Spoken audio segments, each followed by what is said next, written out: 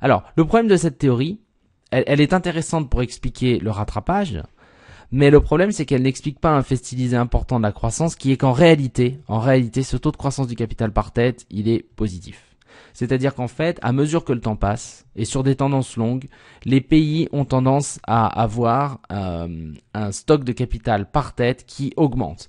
Et donc à avoir un taux de croissance du produit par tête qui augmente, qui n'est pas nul. Pour un certain nombre de raisons qui ne sont pas avancées jusqu'ici, la productivité du capital ne s'épuise pas. C'est-à-dire qu'on continue toujours à accumuler du capital plus vite que le taux de croissance démographique, N, parce que d'une certaine manière, même si on accumule plus vite ce stock de capital, eh bien sa productivité ne tombe pas suffisamment bas pour que on arrive à un moment où on accumule le capital aussi vite que le travail. Et donc tout l'enjeu de la théorie, du modèle de Solow, mais aussi des théories successives, ça va être d'expliquer finalement pourquoi cette productivité du capital ne s'épuise pas. Qu'est-ce qui nous permet de dire que la productivité marginale du capital ne s'épuise pas. Alors, un des facteurs importants, c'est le progrès technique. Ce progrès technique, c'est cette explication qui nous permet de comprendre que quand le progrès technique augmente, ça permet d'augmenter la productivité du capital. Et donc, à mesure que le temps passe et que le progrès technique augmente, même si la productivité, vous voyez, même si la productivité du capital, ici on a la production, d'accord ? Ici on a les quantités de capital, et là vous voyez que plus on augmente le capital, plus la production augmente, mais vous voyez, au bout d'un moment, c'est de plus en plus difficile. Donc la productivité du capital, vous voyez, elle diminue. Mais grâce au progrès technique, en fait, on a un mouvement où si on a une augmentation du progrès technique, on a un mouvement où on va changer, en fait, vous voyez, de fonction. On va F2 de KL. Y1, c'était F1 de KL. Vous voyez, on change de fonction de production. Vous voyez, à mesure que le progrès technique augmente, eh bien, on a une meilleure utilisation du capital. Et donc, même si à progrès technique constant, la productivité du capital diminue, grâce au mouvement successif du progrès technique, la productivité du capital ne baisse pas. Et c'est ça qui permet d'expliquer que, effectivement, le stock de capital par tête ne tend pas vers zéro, mais reste positif, c'est-à-dire continue à avoir une croissance positive. Et donc, si on reprend la théorie du rattrapage, on a bien cette idée que le rattrapage nous permet de comprendre pourquoi on a des périodes où le taux de croissance est supérieur à un taux qui serait naturel, de croissance équilibrée. Donc, on aura après le processus de rattrapage, un taux de croissance de l'économie qui sera supérieur au taux naturel de croissance équilibrée. Mais une fois qu'on arrive à la fin du rattrapage, il subsiste des différences entre les pays au niveau des taux de croissance. Le taux de croissance atteint un nouveau taux de croissance dit naturel, qui va être non plus être égal au taux de croissance démographique, mais au taux de croissance démographique ajouté du taux de croissance du progrès technique. Pourquoi est-ce que le progrès technique prend cette forme ? En fait, tout simplement, on considère que le progrès technique, c'est ce petit paramètre A dont on parlait quand on parlait de la fonction donc de production y égale f de k. En fait, ce progrès technique va venir jouer sur le travail.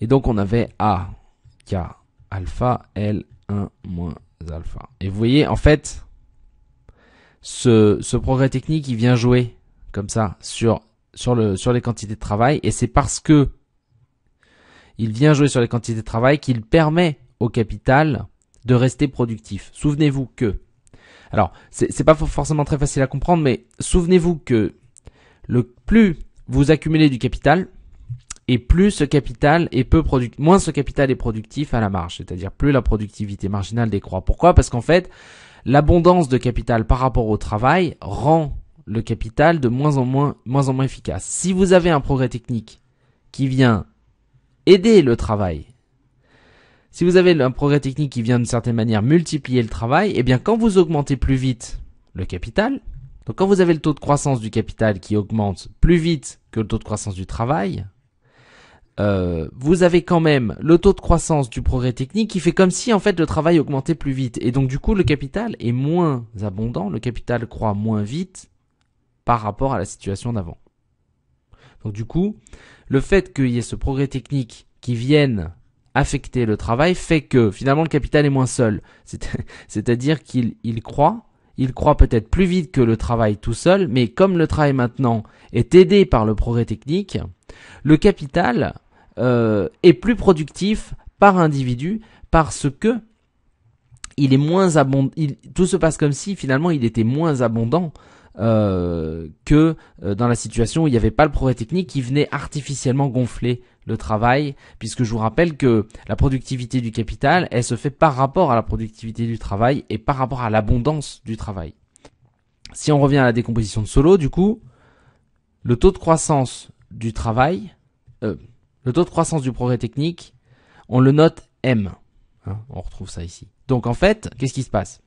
Ce qui se passe, c'est que avec maintenant l'introduction du progrès technique, on a delta AL sur AL. C'est-à-dire qu'en fait, on a ça. C'est-à-dire on s'intéresse au taux de croissance du travail et du progrès technique qui affecte le travail. Et donc du coup, le stock de capital, il va venir s'égaliser. Donc ça, c'est égal à N plus M. Et le stock de capital, la croissance du stock de capital, avec le même mécanisme de rattrapage et le même mécanisme que l'on a décrit précédemment, simplement au lieu de comparer le taux de croissance du capital au seul taux de croissance de la population active, on va comparer le taux de croissance du capital avec celui de la population active et du progrès technique qui vient d'une certaine manière faire comme si on gonflait artificiellement les quantités de travail pour permettre de maintenir, de préserver cette productivité marginale du capital. Si on revient à la décomposition de Solow, donc on a le taux de croissance du produit potentiel qui était égal au taux de croissance du progrès technique. Tout à l'heure on a dit que c'était égal à 0, maintenant on dit que c'est égal à M, plus le taux de croissance du capital, plus le taux de croissance du travail, donc le travail qui n'est pas ici augmenté du progrès technique puisqu'on les a séparés. Donc ça fait N, vous vous souvenez, pour les mêmes raisons que tout à l'heure. Simplement maintenant, ici, ce progrès technique qui vient augmenter le travail, eh bien, il s'ajoute au taux de croissance de l'économie. Et donc maintenant, le taux de croissance de l'économie, du produit, c'est M plus N. Du coup, le stock de capital par tête, eh bien, le stock de capital par tête, il augmente au taux du progrès technique. Tout à l'heure, c'était égal à 0. Parce que le capital augmentait aussi vite que le travail et le travail n'augmentait que par la croissance démographique. Mais maintenant qu'on introduit le progrès technique qui vient aider à l'augmentation du travail, qui vient gonfler l'augmentation du travail par le progrès technique, eh bien le stock de capital, j'ai fait une erreur, c'est delta K sur K ici, le stock de capital augmente plus vite que simplement le taux de croissance démographique puisque maintenant il y a le taux de croissance du progrès technique. De même, le taux de croissance du produit par tête est celui du progrès technique. Et donc, c'est par l'introduction de ce progrès technique que l'on peut expliquer que le taux de croissance du capital par tête et de la richesse par tête augmente, qui est un fait stylisé important que l'on observe dans tous les pays sur des tendances longues et qui n'était pas expliqué auparavant par le modèle de Solow sans progrès technique.